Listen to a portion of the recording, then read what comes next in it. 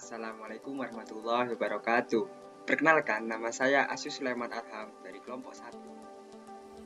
Perkenalkan, saya Nadifa Ayu Olivia dari kelompok 1. Hai, nama saya Ibu Syifa Ana. Saya dari kelompok 1. Perkenalkan, nama saya Alif Adi Winanda dari kelompok 1.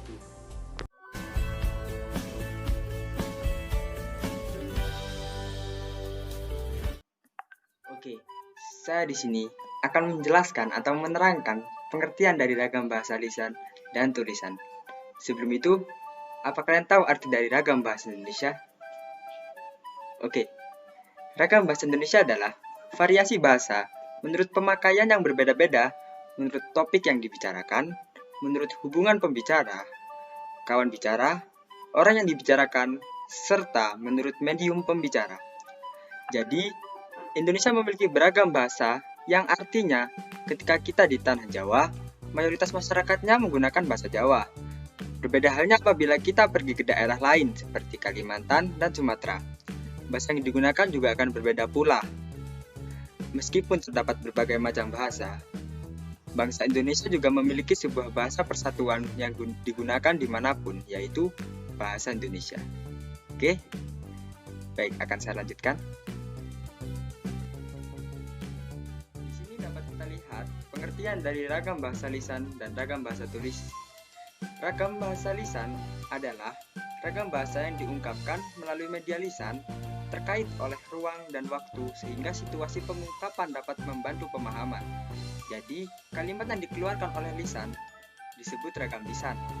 Mimik, intonasi, dan gerak tubuh dapat menjadi pendukung komunikasi yang dilakukan. Sedangkan untuk pengertian dari ragam bahasa tulis ialah ragam bahasa yang digunakan melalui media tulis tidak terkait ruang dan waktu, sehingga diperlukan kelengkapan struktur sampai pada sasaran secara visual atau bahasa yang dihasilkan dengan memanfaatkan tulisan dengan huruf sebagai unsur. Ragam tulis tidak terkait ruang dan waktu seperti halnya ragam lisan. Diperlukan kelengkapan struktur agar dapat dipahami dengan mudah dan benar. Ragam tulis sendiri memiliki kaidah yang baku dan teratur seperti ejaan, tata bahasa, kosakata, dan kalimat. Oke, untuk materi selanjutnya akan dibawakan oleh teman saya.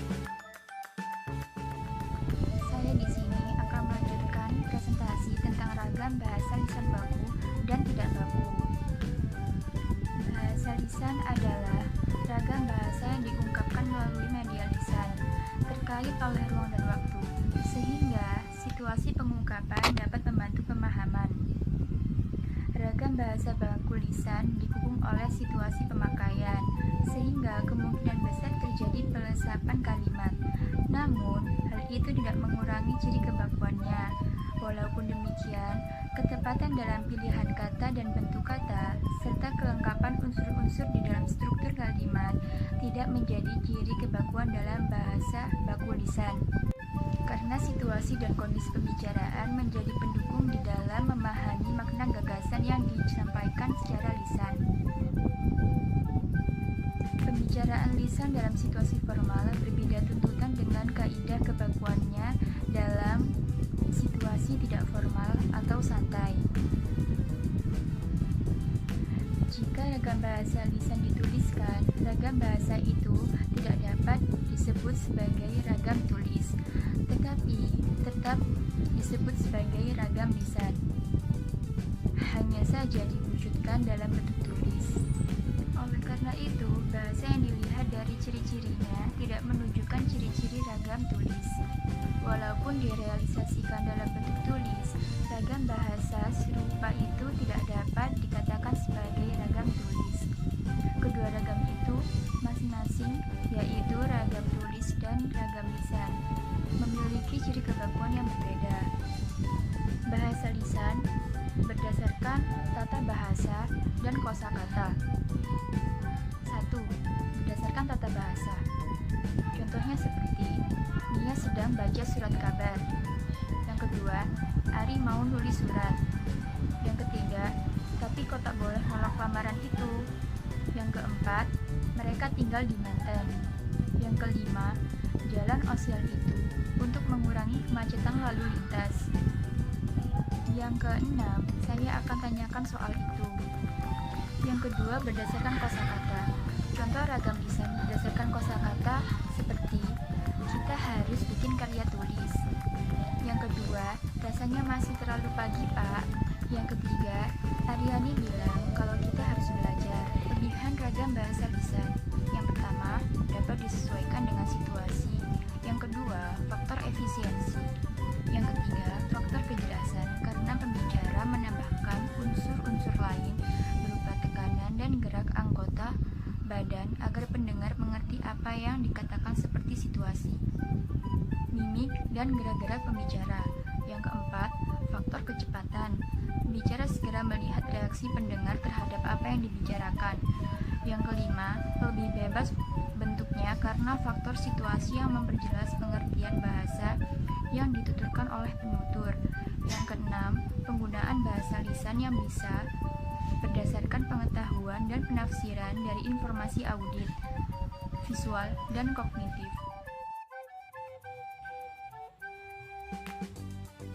Nama saya Ridi Syifaana. Saya akan melanjutkan presentasi dari Nadifa, yaitu terkait dengan kelemahan ragam bahasa lisan. Yang pertama, bahasa lisan berisi beberapa kalimat yang tidak lengkap, bahkan terdapat frase-frase sederhanaan.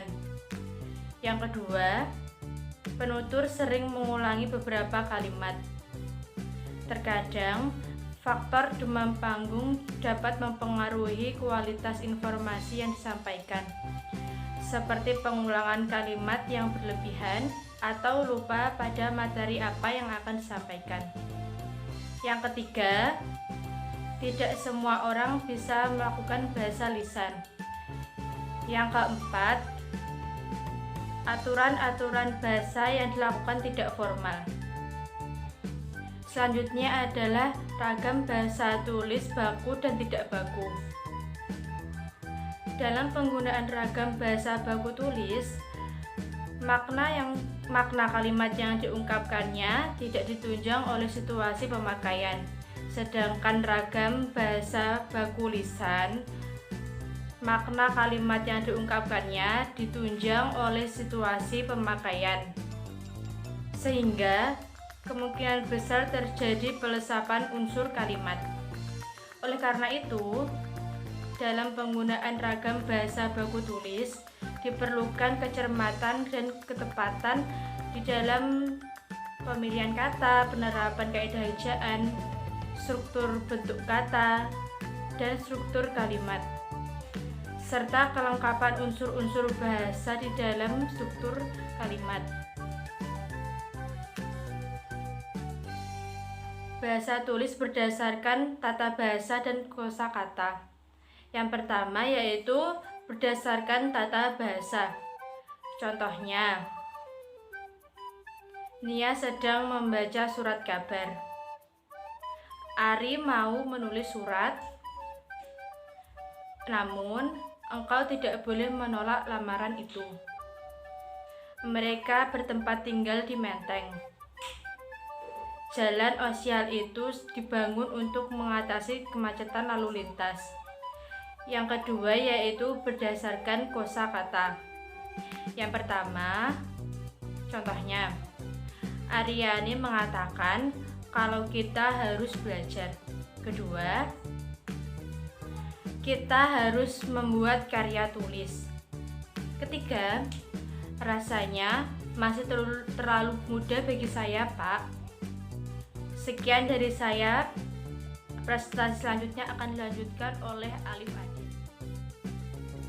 Ya, untuk materi selanjutnya akan saya jelaskan tentang kelebihan ragam bahasa tulis, kelemahan ragam bahasa tulis, dan karakteristik ragam bahasa tulis dan lisan. Ya, untuk materi yang pertama yaitu kelebihan ragam bahasa tulis. Di situ telah dipaparkan yang pertama mempunyai bukti, yang kedua dasar hukum yang kuat, yang ketiga sarana memperkaya kosakata, dan keempat lebih sulit dimanipulasi. Di situ terdapat kata sarana memperkaya kosakata. Yang dimaksud yaitu dalam menulis tentu kita kan pasti berpikir kalimat gimana sih yang cocok untuk melanjutkan kalimat-kalimat sebelumnya. Jadi kita akan berpikir secara kritis untuk memilih kata-kata yang bagaimana yang cocok untuk kalimat selanjutnya. Lalu ada kalimat dasar hukum kuat. Yang dimaksud yaitu saat berada dalam hukum, kita pasti harus mempunyai bukti. Bukti di sini seperti surat-surat atau tertulis misal yang ada tanda tangan. Memang di era-era seperti ini kan teknologi semakin canggih, tetapi dalam hukum itu rekaman suara itu sepertinya kurang valid gitu, kurang dipertimbangkan kalau di dasar hukum. Untuk slide berikutnya kita akan membahas kelemahan ragam tulis. Yang pertama, berlangsung lambat. Yang kedua, tidak dapat dibantu dengan gerak tubuh atau mimik muka. Yang ketiga, kesalahan tidak dapat langsung dikoreksi. Untuk yang pertama, berlangsung lambat, maksud dari kalimat tersebut yaitu penyampaian info atau tulisan di ragam tulis ini berlangsung lambat.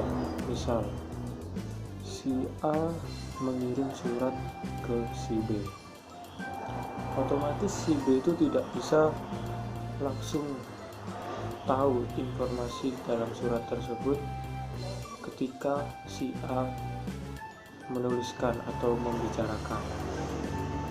Jadi kan ragam tulis ini berjalan lambat informasinya. Terus yang kedua, tidak dapat dibantu dengan gerak tubuh dan mimik muka. Maksud dari kalimat tersebut yaitu saat menyampaikan informasi di ragam tulis ini tidak bisa dengan gerak tubuh atau mimik muka, melainkan dengan tanda baca, misalnya tanda seru, tanda tanya. Contoh kalimatnya yaitu makan. Kalau di ragam tulis diakhiri dengan tanda seru. Ya, untuk slide selanjutnya kita akan membahas tentang karakteristik ragam bahasa lisan dan tulis. Untuk yang pertama, ada ragam bahasa lisan, memerlukan orang kedua atau teman bicara. Jadi kita harus ada teman bicara, gak boleh sendiri. Itu bisa dibilang apa ya, itu. Yang kedua, tidak harus memperhatikan unsur gramatikal, hanya perlu intonasi serta bahasa tubuh. Kata gramatikal ini bisa diartikan juga tata bahasa, tata kebahasaan. Jadi kita hanya perlu pakai intonasi aja, tidak harus memakai unsur gramatikal.